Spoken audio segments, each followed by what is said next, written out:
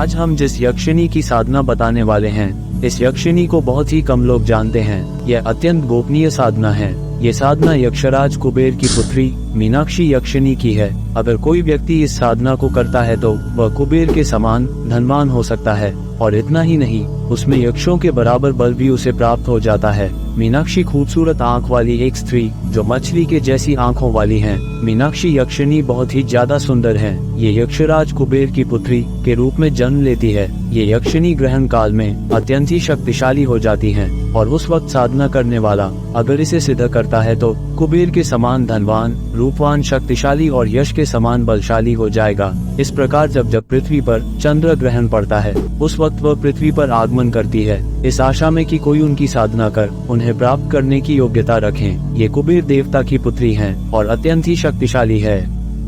कोई अन्य यक्षिणी इनकी बराबरी नहीं कर सकती है। पूर्व काल में एक ऋषि ने माता पार्वती की साधना के दौरान इनके रहस्य को जान लिया था। तब ऋषि ने जब चंद्र ग्रहण पड़ता है तब इनकी आराधना करना शुरू कर दिया। ये देवी पृथ्वी लोक में आ चुकी थी। जब उन्होंने देखा कि कोई उनकी साधना कर रहा है तो उन्होंने प्रसन्न होकर इसके पास पहुंचकर उसे गौर से देखा। तुरंत उसने ऋषिकेश के चारों ओर अत्यंत सुंदर कन्याएं प्रकट कर दी और सभी उन्हें इधर उधर छूकर भागने लगी। ऋषि इस बात से अचंभित हो गए और उन्होंने आंखें खोलकर देखा तो चारों तरफ बहुत ज्यादा सुंदर कन्याएं इधर उधर दौड़ रही थी। ऋषि ने उनसे कहा, आप लोग मुझे परेशान मत कीजिए, मैं देवी की आराधना में लीन हूँ।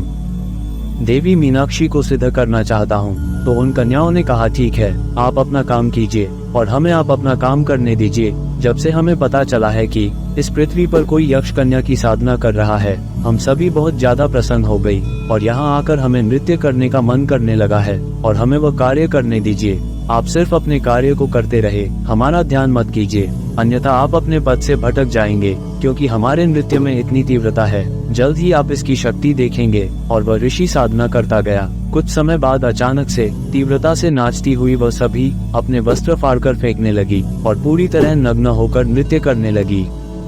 इस प्रकार नृत्य करने के कारण ऋषि को अद्भुत आश्चर्य हुआ। शरीर में इतनी ज्यादा सुंदरता और नग्न कन्याएं उनके चारों तरफ दौड़ रही थी। इसको समझना वास्तव में बहुत ही ज्यादा कठिन था, किंतु ऋषि अपनी साधना करते रहे कि तभी ऋषि ने देखा कि उनके मन में अचानक से तीव्र कामुकता आ गई है। उन्होंने अत्यंत खूबसूरत और ऐसे बिना वस्त्र धारण करने वाली कन्याओं को देखने के लिए अपने बाएं आंख से उन्हें देखा, और तभी वहाँ पर देवी मीनाक्षी साक्षात प्रकट हो गई। उन्होंने कहा, आपने मुझसे ध्यान भटका दिया, अन्यथा आप मुझे प्राप्त कर लेते। आपने कन्याओं की ओर ध्यान लगाया है और मेरा विस्मरण किया है। मैं आपको कई यक्ष कन्याएं सौंपती हूँ। ये सभी आपका मनोरंजन करेगी, आपकी सिद्धि बनकर आपके साथ रहेंगी, किंतु आप में वह योग्यता नहीं है कि आप मुझे प्राप्त कर पाए। मनुष्यों में ये बड़ी कमजोरी होती है, वो एक स्त्री पर टिक नहीं पाते हैं। इसलिए मैं आपसे प्रसन्न हूँ आपकी साधना के कारण, लेकिन आप मुझे प्राप्त नहीं कर पाएंगे। ऋषि ने उनसे क्षमा मांगी और कहा, देवी मुझे आप क्षमा कीजिए,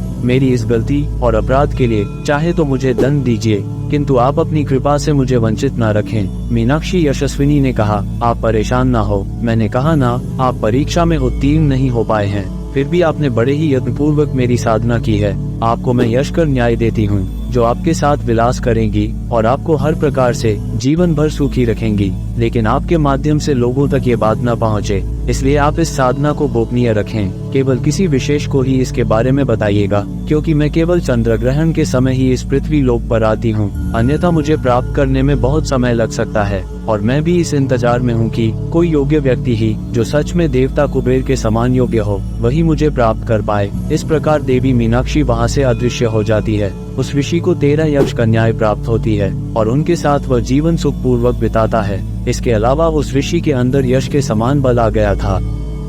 इनकी आराधना करने वाला साधक इन्हें प्राप्त करके अद्भुत सिद्धियां और सामर्थ्य प्राप्त कर सकता है, और अगर कोई उन्हें साक्षात सिद्ध कर लेता है तो फिर वह इस संसार में अद्भुत पराक्रम वाला हो जाएगा। उसके पास धन धान्य की कभी कमी नहीं होगी। इसके अलावा इनकी साधना करने का फल अवश्य प्राप्त होता है, इसलिए चाहे आंशिक फल मिले, किंतु फिर भी इनकी कृपा अवश्य ही मिलती है, क्योंकि माता पार्वती की कृपा से इनके अंदर भी दिव्य गुण मौजूद हैं। इसे चंद्र ग्रहण पर अवश्य ही कर सकते हैं। यह एक अत्यंत गोपनीय और दिव्य अलौकिक साधना है। इन्हें आप माता, बहन या प्रेमिका, पत्नी के रूप में सिद्ध कर सकते हैं। जैसी आपकी सामर्थ्य हो, उसी के अनुसार आप इनका पूजन और इनसे संबंध स्थापित कर सकते हैं। ये साधना केवल चंद्र ग्रहण पर करने पर कई 1000 गुना प्रभाव दिखाते हैं। चलिए अब जानते हैं इस साधना को कैसे करें। इस यक्षिणी की साधना करने से पहले आपको कुबेर मंत्र की माला जप करनी है। ये सिर्फ 1 दिन करनी है। उसके बाद आप इस यक्षिणी साधना करने के योग्य बन जाएंगे।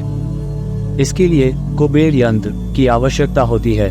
किसी भी सोमवार या बुधवार को 10 बजे के भीतर स्नान कर शुद्ध वस्त्र धारण कर कुबेर मंत्र की 21 माला जप करना है। ध्यान रहे साधना का स्थान कोई एकांत कमरा हो या कोई ऐसी जगह हो जहां कोई आता जाता न हो। कुबेर मंत्र है ओम श्रीं ओम ह्रीं श्रीं ह्रीं क्लीं श्रीं क्लीं वितेश्वराय नमः।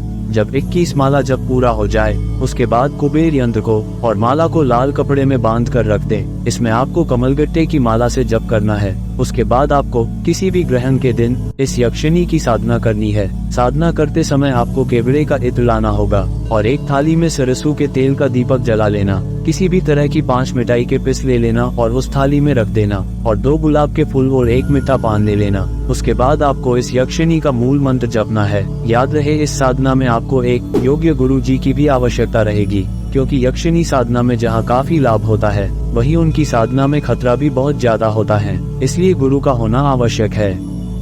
तो दोस्तों, इस साधना का मंत्र है ओम ह्रां ह्रू ह्रू मीनाक्षी वरदा सिद्धिदा च भव ओ अह। साधना पूरी होने के बाद सभी सामग्री को बहते हुए जल में प्रवाहित कर दे। तो दोस्तों, अगर आज का वीडियो आप लोगों को पसंद आया है तो लाइक करें, शेयर करें, सब्सक्राइब करें। अब मैं मिलूंगा आपको नेक्स्ट वीडियो में। धन्यवाद।